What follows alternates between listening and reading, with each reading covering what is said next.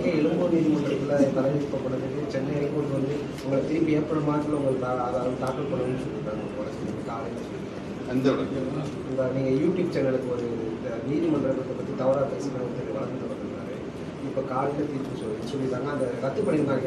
எனக்கு தெரியல, ஏன்னா இப்போ எனக்கு வந்து 260 வழக்கா, இதில் எந்த பக்கம் கிழக்கா தெற்கா மேற்கான்னு தெரியல.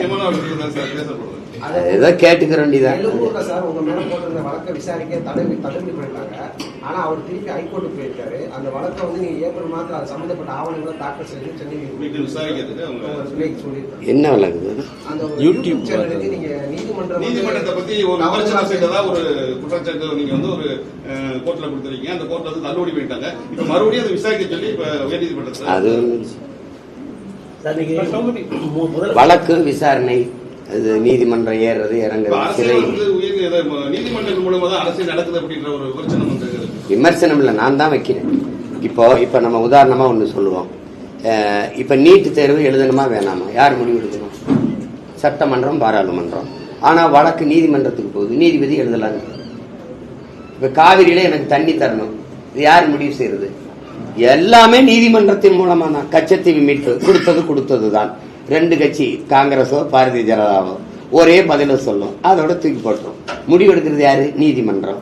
இப்ப எது ஒன்றும் சொல்லுங்க, எது ஒன்று, எந்த வழக்கு ஒன்றும் சொல்லுங்க, எந்த மக்கள் பிரச்சனையும் கடைசியா நீதிமன்றத்துக்கு தள்ளி விட்டுருவாங்க. தள்ளி விடும்போது நீதிமன்றம் கூடும் கூடாதுன்னு சொல்லி விட்டுரும். அப்போ நாட்டை ஆள்றது நீதிமன்றமா, சட்டமன்றம், பாராளுமன்றமா? இந்த கேள்வி எழுதா இல்லாது. இது ஒரு இதுக்கு வச்சுக்கோங்க. நீட்டு தேர்வு பாதிக்கப்படுறாங்க மக்கள், நல்லா தெரியுது. எளிய மக்கள், சிற்றூர்கள் இருக்கிற அடித்தட்டு பிள்ளைகள் வந்து இந்த மருத்துவம் படிக்கிற கல்வி கனவாயிருச்சு. அது எல்லாருக்கும் தெரியுது, எல்லாருக்கும் தெரியுது. அப்ப அதை வந்து நீங்க வந்து மக்கள் நலன் சார்ந்து கட்டமைக்கப்பட்ட அதிகாரம் சட்டமன்றம், பாராளுமன்றத்தில் விவாதிச்சு ஒரு நல்ல முடிவு எடுக்கணுமே ஒழிய அதை நீதிமன்றத்துக்கு சாட்டி விட்டுறது, தள்ளி விட்டுறது. அது இவர் என்ன நினைக்கிறாங்களோ அதை நீதிபதிகள் வாயால சொல்ல விட்டுறது.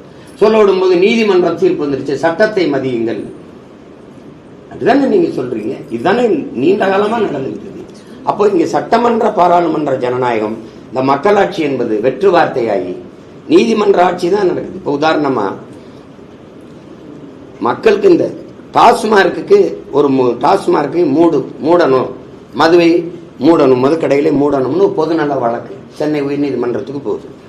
அதுல அந்த நீதிமன்றம் கொடுக்கிற தீர்ப்பு, அரசின் கொள்கை முடிவுல நாங்க தலையிட முடியாது.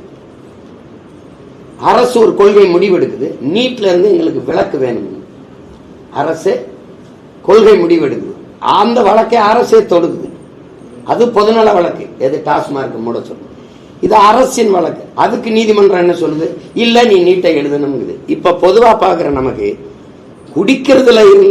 குடிக்கிறதுல விளக்கு வேணும்னா அரசின் கொள்கை முடிவுல தலையிட முடியாதுன்னு சொல்ற நீதி, பிள்ளைகள் படிக்கிறதுல நீ தலையிட்டதை நிறுத்தினா இல்ல அரசின் அதை வந்து நீ எழுதுங்குது, அரசின் கொள்கை முடிவுக்கு எதிராக இருக்குது.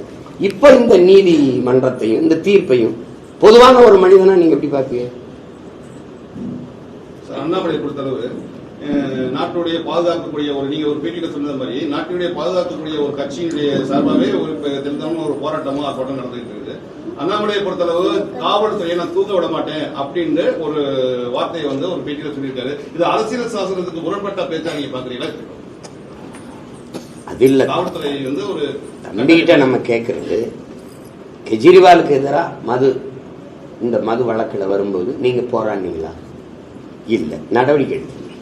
அங்க தெலுங்கானால ஐயா சந்திரசேகர ராவ் மகள் இதே மாதிரி குற்றச்சாட்டு வரும்போது நீங்க போராடினீங்களா? நடவடிக்கை எடுத்தீங்களா? நடவடிக்கை எடுத்தீங்க. இங்க ஏன் நீங்க போராடிட்டு இருக்கீங்க? நடவடிக்கை எடுக்காம. அதிகாரமற்ற பிள்ளைகள் நாங்க போராடுறது சரி, நடவடிக்கை எடுக்க வேண்டிய உயரத்தில் இருக்கு. நீங்களும் இந்த போராடிட்டு இருக்கிறது அது ஏற்புடையதில்லை. இப்ப இந்த டாஸ்மார்க் ஊழல்ல நீங்க 1000 கோடி சரி, கழிவறையை சுத்தம் பண்றதுல 430 கோடி ஊழல் இருக்கா இல்லையா?